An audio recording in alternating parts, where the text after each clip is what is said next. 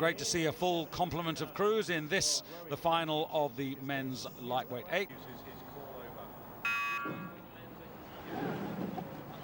I love these moments on the start of 8s races where you get that fantastic shot across, all these men moving together. There it is there, what a shot. I mean, that's rowing at its best where you've got all these 8s level, and we're looking forward to a fantastic contest here. Great race in the earlier in the week when the Italians and Germans went for their lane race. That was really exciting, and this one's going to be just the same, I figure. Well, clearly everybody's got the message that you need a fast start here, and going out pretty quickly are Denmark. They're 2 from the top of the picture. Germany also starting fast, and the Italians trying to hang on as well. And at the moment, it's very close right across the entire field. Right on the far side there, the Dutch as well.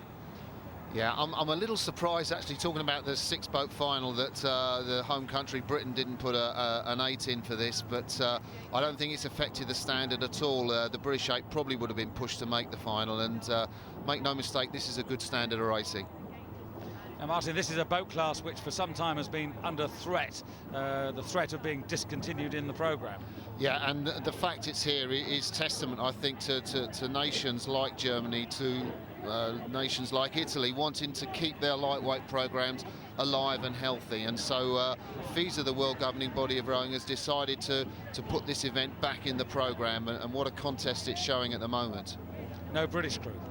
Yeah, and you know, I think that's a real shame that there isn't a British crew, because you know, home championships, I think British program is funded very highly, and I don't think that's great that we can't get a lightweight 8 in an event like this. Morten Jørgensen, the stroke in the Danish lightweight 8 there, setting the rhythm with Mads Andersen picking it up behind and leading into the engine room. And they've made a decent start here, Denmark, and pushing out strongly. Denmark, a nation where the questions are asked, they usually find the answers, but it's a very tight affair out there at the moment. Yeah, they've got such a legacy in Danish lightweight rowing. I'd hate that, because the Danish 4, that fantastic crew in lightweights, they made lightweight rowing into a sprint. Just go out, start your race as you mean to carry on, and these guys in the Danish 8 are trying to follow that trend up at about 39 strokes a minute, which is quite high, I think, for an 8. And I guess, you know, questions are beginning to be asked to them, and the Italians, lower rate of striking, but I think those Italians have got a great technique. You know, I love that acceleration through to the finish and the synchronicity with which they accelerate the boat. You can just see they're getting hold of more water than the Danes there. And Denmark just by a whisker from Italy, then Germany, Poland moving up, and the Netherlands lot out of it. But it is actually at the moment the Italians who we need to keep your eye on, and in particular watch out for the man who's sitting in the 4 seat. Great competitor, Franco Sancasani, 5 times a world champion. You can just spot him with a beard.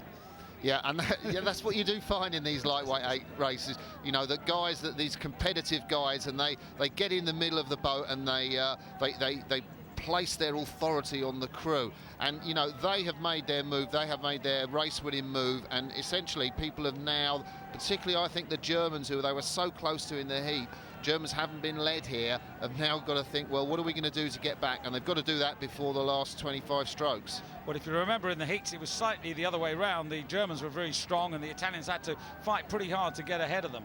Yeah, I know. But the thing is, I mean, just a little look across from Fabrizio Gabrielli, the stroke. I mean, that's a half smile, because I guess you're going to love to be in the position of looking back in these fast tailwind conditions, because you know it's going to be harder for the guys on your right to get back into the race. So he's very pleased, I think, with his work in the third 500.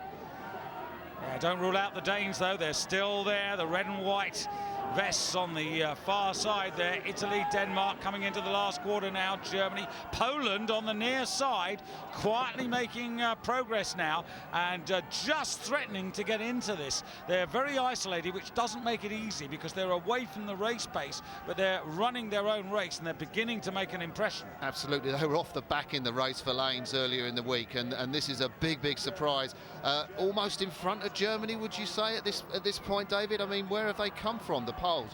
I'd be surprised if they beat the Germans, but basically, I don't think anybody expected them to get a medal. Well, hang on a second, Martin. Look at what's happening here. Poland are vying with Denmark as well, certainly on the far side.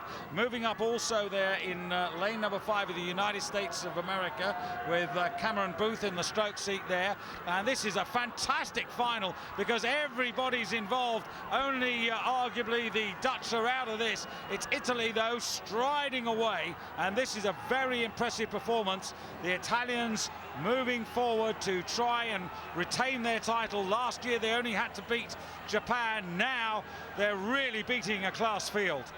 Yeah, this is superb, superb. And you want to be looking back as Italy against the race, which is, you know, struggling fantastically for that silver and bronze medal.